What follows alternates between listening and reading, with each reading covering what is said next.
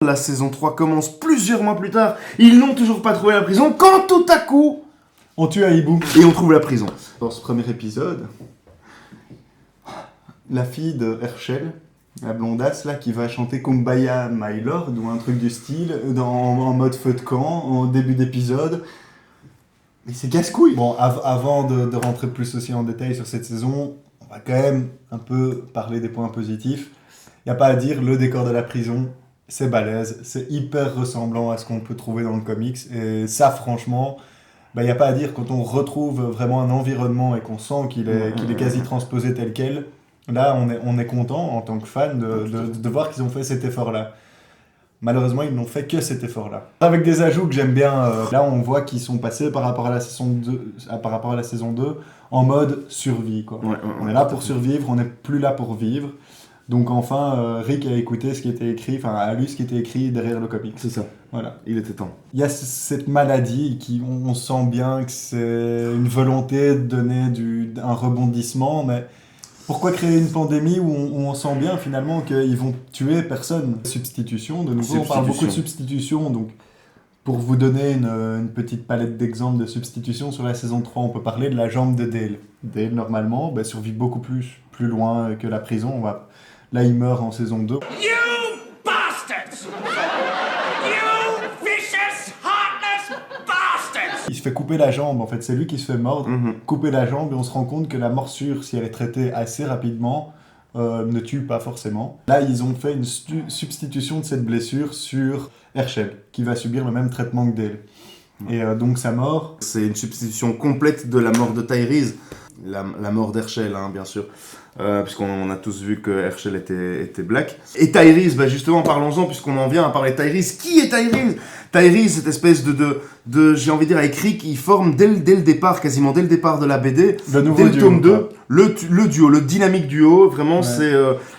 Waouh! Finalement, Tyrese est ce qu'aurait dû devenir Shane dans le... C'est ça, tout à fait. Dans le monde survivaliste, Tout à s'il fait. n'avait pas pété un câble. Et donc Tyrese est un personnage hyper important.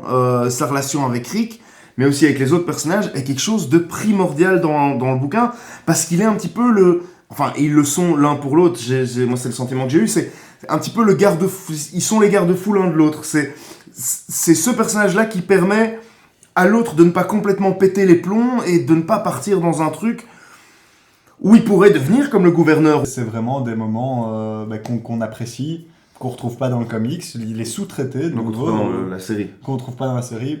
Donc vraiment sous-traité à chaque fois. On a Tyrese qui est introduit grossièrement avec un espèce de groupe de mourants, on va le dire clairement, hein, pendant un épisode, je sais plus, je crois que c'est le... Mais c'est assez tard. Il y a au moins 6 épisodes avant que Tyrese arrive. On parlait vite fait de la mort de Laurie, on va dire ça.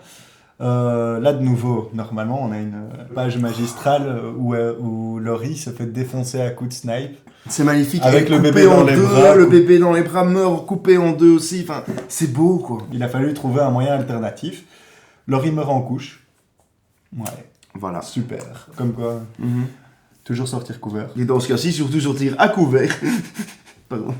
C'était dommage, mais il fallait quand même trouver un moyen.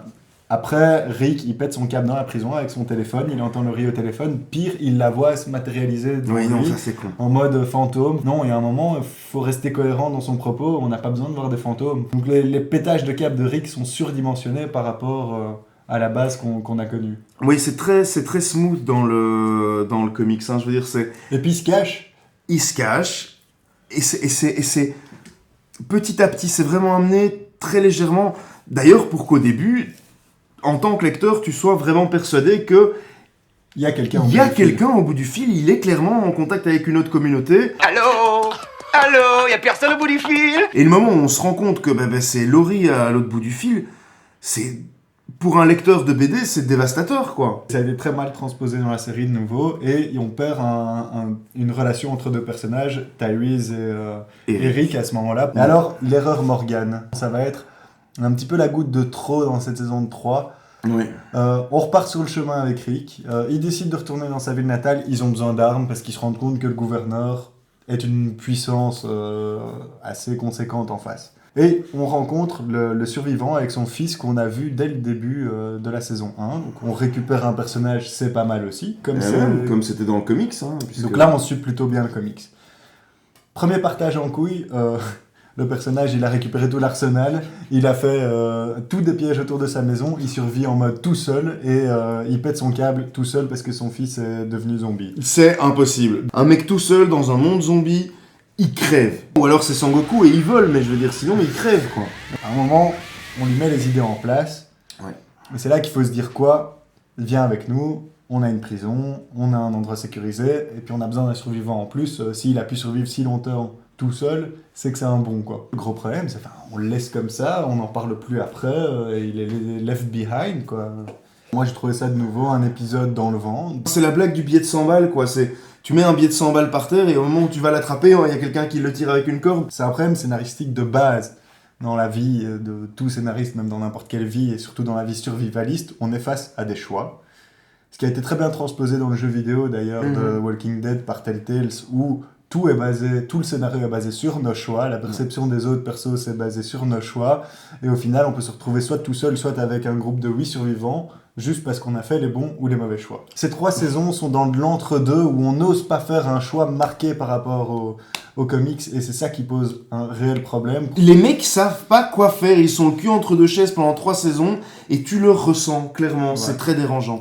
De substitution en substitution, notamment le bras coupé de Rick qui se retrouve chez parce que Rick a le bras coupé, hein, et finalement c'est Merle qu'on retrouve, qui est magistral dans la saison 3. Ah, oui, il a bien évolué par rapport à la saison 1, je trouve que c'est un très chouette perso, et c'est une très bonne substitution de nouveau, parce que ça nous montre qu'est-ce qu'un autre survivant que Rick aurait fait avec un bras coupé. Ils ont fait vraiment de bons choix par moment, mais de nouveau c'est par petites touches, et c'est pas des choix, des partis pris très, très flagrants, quoi. D'ailleurs, le gouverneur, c'est un drôle de choix, dans le sens où, c'est un choix d'acteur, déjà. Ouais. Alors, chacun ses goûts. J'ai un goût de merde. J'ai envie de dire, mais... Non, l'acteur est bon. L'acteur est bon en lui-même. Maintenant, on n'a pas un gros moustachu avec un nectapay derrière, un nectapay mulette pour les intimes. C'est clair que le gouverneur tel qu'on l'a connu ressemble plus à un Sons of Anarchy au beau gosse playboy. Voilà, c'est ça. Donc, Ken. Bon, ouais. Niveau torture, on aurait aimé une Michonne un peu plus tarée aussi. Ça, c'est un gros problème. On n'en a pas assez parlé, cette Michonne. Michonne, elle est névrosée, elle est pas tarée dans la série. C'est clair. Et au point de vue physique, ils l'ont vachement bien remis. Je trouve que les scènes avec Michonne sont peut-être les meilleures de toute la série, dans le sens où il y a des moments où tu as l'impression d'avoir une case du comics devant toi, tellement qu'ils ont repris la même position d'épée, la même position des postures de Michonne, quasi sa même tête sur le visage. Mais il faut savoir que elle est un peu névrosée sur les bords. On ne sait jamais comment elle est instable, elle parle toute seule. Elle fait peur dès le début. Oui, il y a des trucs qui mettent pas à l'aise. Là où, dans le comics, elle est un peu terne au niveau de sa psychologie, j'ai trouvé. Un peu trop gentille et trop bonne, etc. Et on capte pas ce qu'elle veut au gouverneur, quoi.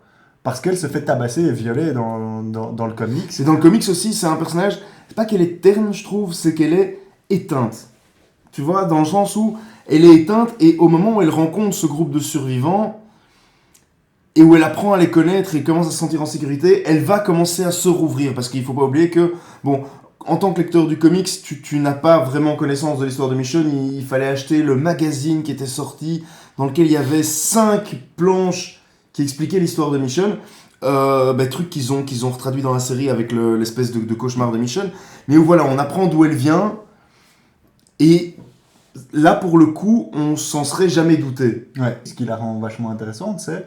sa furieuse envie de réintégrer une sorte de norme. Elle veut raccrocher, littéralement, elle veut raccrocher son sabre.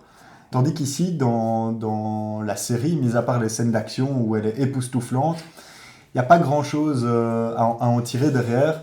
Alors que normalement, on a, dans le comics, pour pas trop spoiler, on a 2 heures de torture. Ça, c'était pas un détour, par contre. On tranchait dans le vif du sujet, si je puis me permettre. Dommage qu'on soit passé à côté. On tranchait dans le vif du sujet. Donc là, c'est intéressant. Ce gouverneur-là est très intéressant. Oui, Tout à fait, tout à fait. Le gouverneur est vraiment très intéressant. Non, au niveau du choix physique, c'est vrai qu'on a à peu près le même choc que quand on a appris que Thor allait devenir une femme. Physiquement, il est pas au top. Maintenant, il s'est approprié le personnage, et la façon qu'il a de le retranscrire, de l'envoyer est vraiment très très intéressante.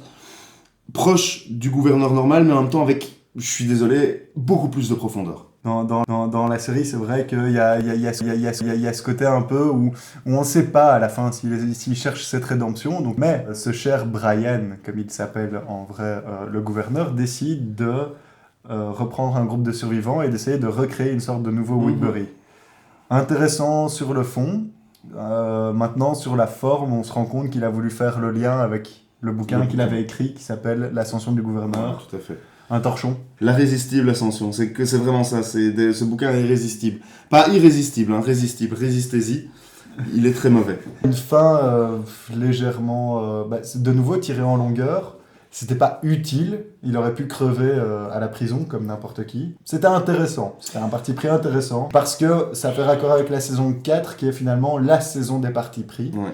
Après avoir fait autant de détours par rapport à une trame narrative principale assez chiante par moment, etc., on arrive au choix des scénaristes, au choix de Robert Kirkman de ne pas faire la même chose.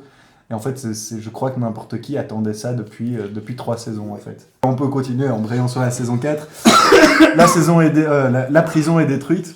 Ouais. Et là, tous les survivants sont éparpillés un peu dans la nature. Ici, on a une Carol qui devient ce que Carl est devenu dans le comics, qui comprend qu'il y a des gens qui sont bons et des gens qui sont nocifs pour le groupe. Et donc, elle se met à faire justice elle-même. Pour résumer le propos, dans le comics, il y a une deuxième paire de gamins. Ben et Billy, les jumeaux. L'un des deux commence à... disséquer des animaux. Voilà, disséquer des animaux, regarder des trucs, faire des trucs un peu chelous. Une nuit, un jour, il ouvre son frère en deux pour regarder ce qu'il y a à l'intérieur. Carl, comprenant que l'enfant est devenu un danger pour le groupe, pendant la nuit, discrètement va dans sa tente, le flingue et retourne se coucher. Ici, dans la série, c'est Carol qui a ce rôle-là avec deux gamines. Donc la plus grande des deux ouvre sa sœur, bute sa sœur, voilà pareil.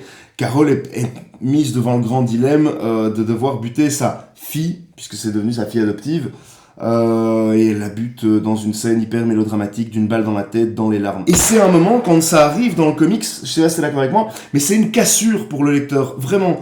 Cet enfant n'est désormais vraiment plus un enfant, il est considéré comme un adulte, aussi dangereux qu'un adulte, parce qu'il sait prendre des décisions, et que sa décision était juste. Oui, juste, mais dérangeante aussi pour certains persos. Oui, tout à fait. Un perso comme Morgan, mais il est absent de la série, vu qu'on l'a abandonné derrière.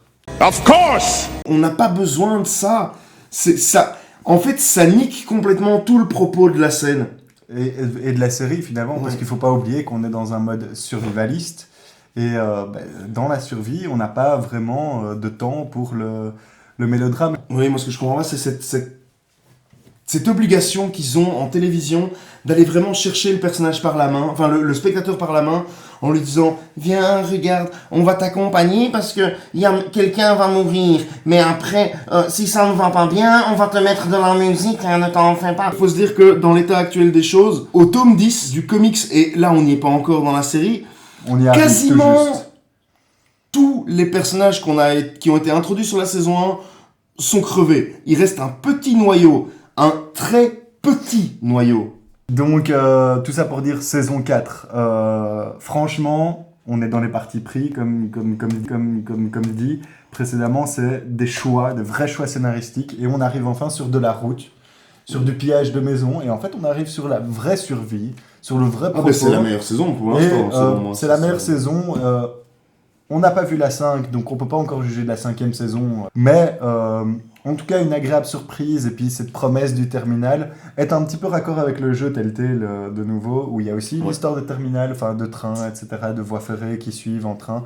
J'ai trouvé ça très intéressant, avec quelques passages de nouveau bien tirés du comics. Là, on voit vraiment un groupe éclaté, scindé, mais qui vont tous vers le même endroit. Donc on attend la résolution, on attend leur rencontre nouveau, le groupe soudé à nouveau. Il y a un côté très, j'ai envie de dire, happy ending américain, parce que Je pense qu'au bout du 5e épisode, t'as clairement compris qu'au bout de la route, ils vont se retrouver. Maintenant, ce qui est intéressant, c'est de savoir comment et pourquoi. Ouais, Ça, et puis- c'est... Et aussi, il faut le dire, le montage de la saison 5 et le découpage des épisodes n'est pas super chronologique. Non, Vous allez arriver sur un épisode où vous allez voir 3 personnages qui étaient plus du tout ensemble au début de la saison, qui sont ensemble, qui en trouvent un nouveau, et l'épisode suivant, le mec est de nouveau tout seul, on comprend pas où sont passés les autres, en fait ça se passait avant. Donc il y a un espèce de côté flashback, flash forward pour t'entremêler toutes les histoires, que tu les comprennes mieux. Ça c'est très très intéressant parce que t'es un peu embrouillé, et c'est finalement là que je me sens bien en tant que spectateur, c'est quand je ne sais pas à quoi m'attendre. Ouais. Tu vois ? Ouais, donc pas mal de bonnes surprises, notamment une que j'appréciais beaucoup. C'est celle de Daryl avec son nouveau groupe de survivants qui nous montre bien ce que Daryl pourrait être s'il n'était pas Ouais. avec Rick. Et franchement, moi j'aime bien ce genre de proposition où on te montre le personnage dans un autre contexte, un autre environnement et ça le transforme. Et c'est là qu'on voit qu'enfin ils ont, je sais pas s'ils ont eu des critiques de fans ou un truc comme ça, mais on a vraiment l'impression, vu l'évolution de la série sur ce 4e épisode. Écoute, je pense que si on en est réduit à avoir choisi, alors qu'il y a plein d'autres, on aurait pu vous niquer le Hobbit, on le fera.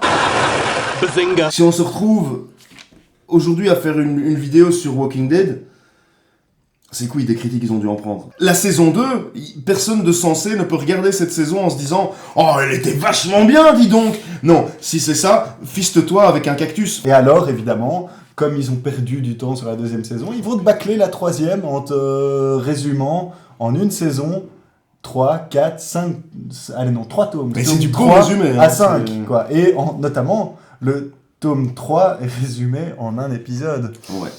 C'était magistral. Magistral n'est pas le mot que j'aurais employé. Non, Au niveau du foutage de gueule, c'est même plus du grand art, c'est du génie, c'est le prix c'est Nobel. ça. Donc merci Robert Kirkman. Merci à tous de nous avoir suivis pour cette première. Vidéo de Connard du Comptoir, donc n'hésitez pas à liker la page Facebook, elle est en bas dans la description, vous la retrouverez en bas. N'hésitez pas à nous faire part de vos commentaires s'il vous plaît, positifs comme négatifs, et puis surtout que vous l'ayez aimé ou pas. Partagez, parce que le partage c'est important, surtout dans ces temps un peu difficiles. Mais surtout le partage quoi. On partage. Pas, je sais où t'habites. Parce que nous, on vous donne un peu de nous, ok? Alors, si vous partagez, vous nous donnez un peu de vous-même. Donne-moi ton petit joyau. Fais le geste vers ton écran, donne-le-moi. Voilà. Je vais prendre ton petit joyau. Et je vais en faire quelque chose. de magnifique. Merci. Merci. Bezos, au revoir. Peace. Hein. Et à la prochaine. AMC The Walking Dead by Insert Coins Final. What?